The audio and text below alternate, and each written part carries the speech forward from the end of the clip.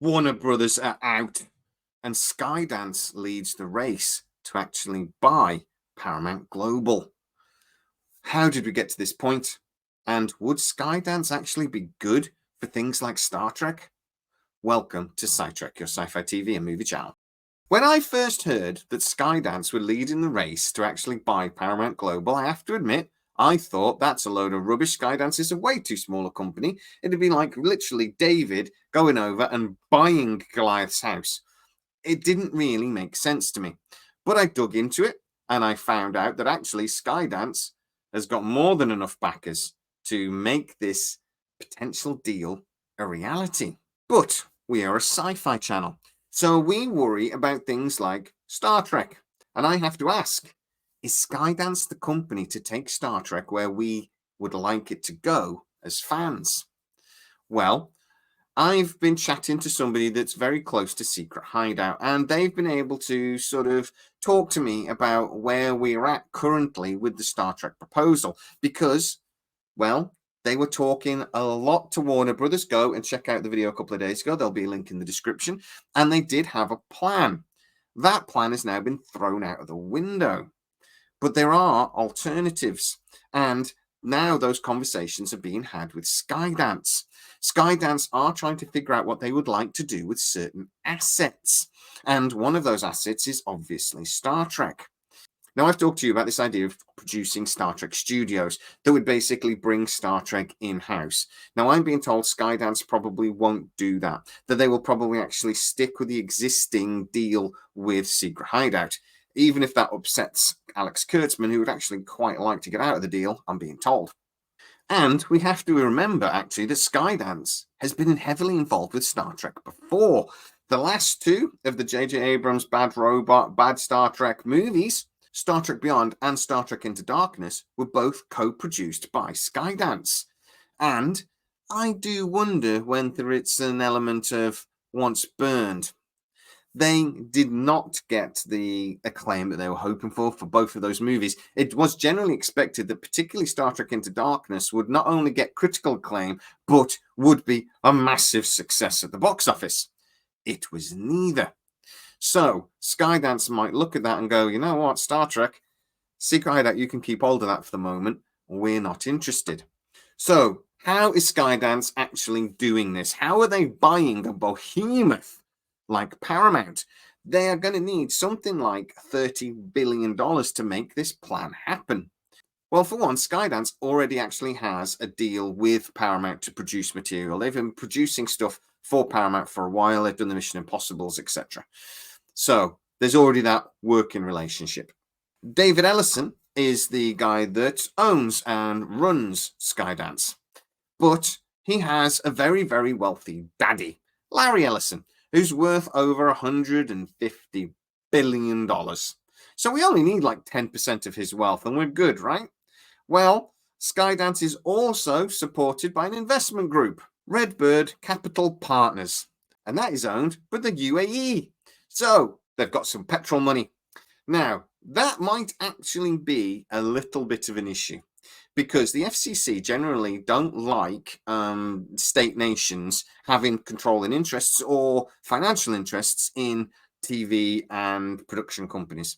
So when a state-owned thing comes in, the FCC are way more careful. But in this case, the UAE would only be an investor. They don't own Skydance. They don't really have any control and interest. So I actually think the FCC, even though they might make a bit of a stink about this and might throw their arms around a little bit, won't actually get very far, and the deal would go through pretty quickly. I actually think there is a possibility that this deal might be able to avoid having to go through the FCC because it won't actually trigger competition rules.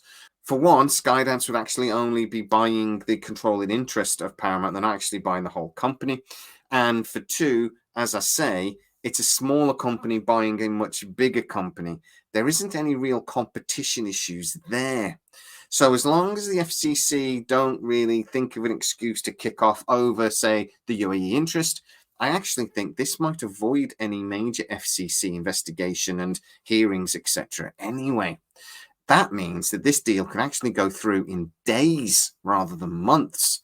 Now, wouldn't that be nice to not actually have a long-winded, complicated affair like we had with MGM Amazon, Disney, Fox, and so on? So let's actually have a look at some of the movies that Skydance has produced over the 10 years, basically, it's existed. Well, we got Top Gun Maverick, generally considered to be the most successful movie of last year if you take out Barbie and Oppenheimer.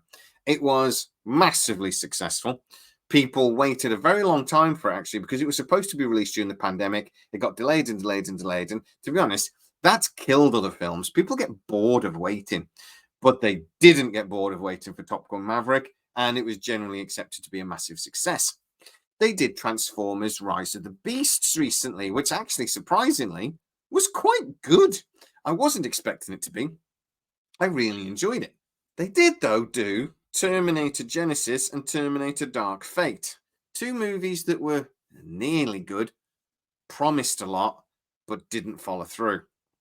So we should have those concerns. But let's be honest, what production company, director, anything has ever nailed every movie? There's always some failings there. There's always some turds of movies that even Steven Spielberg probably regrets.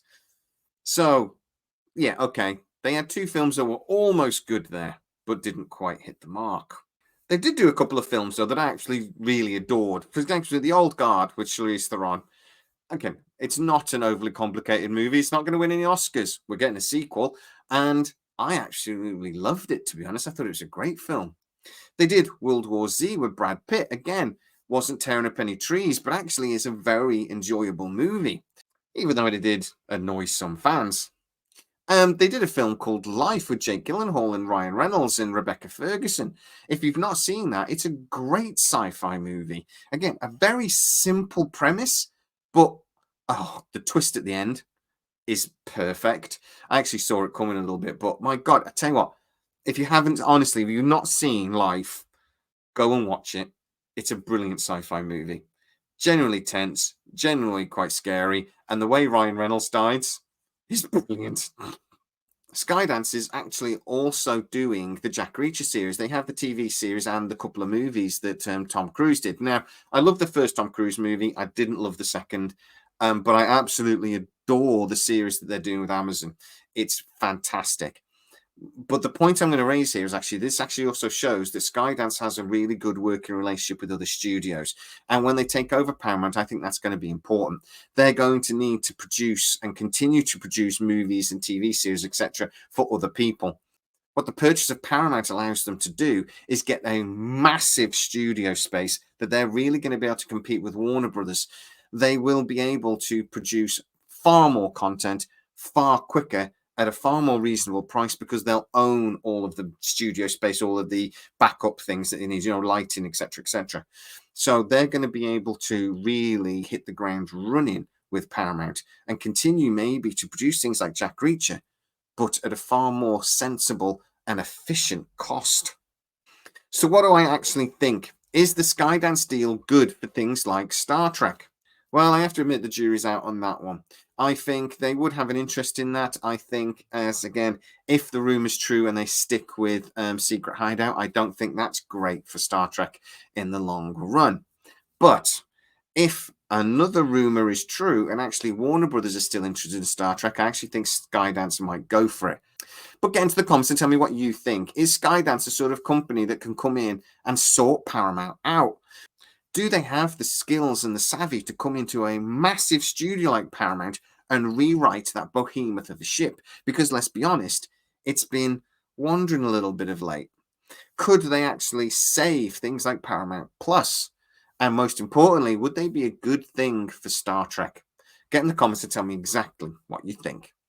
If you are new to the channel, please like, subscribe, hit that bell notification. It really helps us out and you'll never miss any of our new videos. Also, you can go to patreon.com/SciTrek, where most of our new videos do premiere first, and you get to see them without the adverts. So go, please check it out. As always, please stay safe, and I'll see you next time.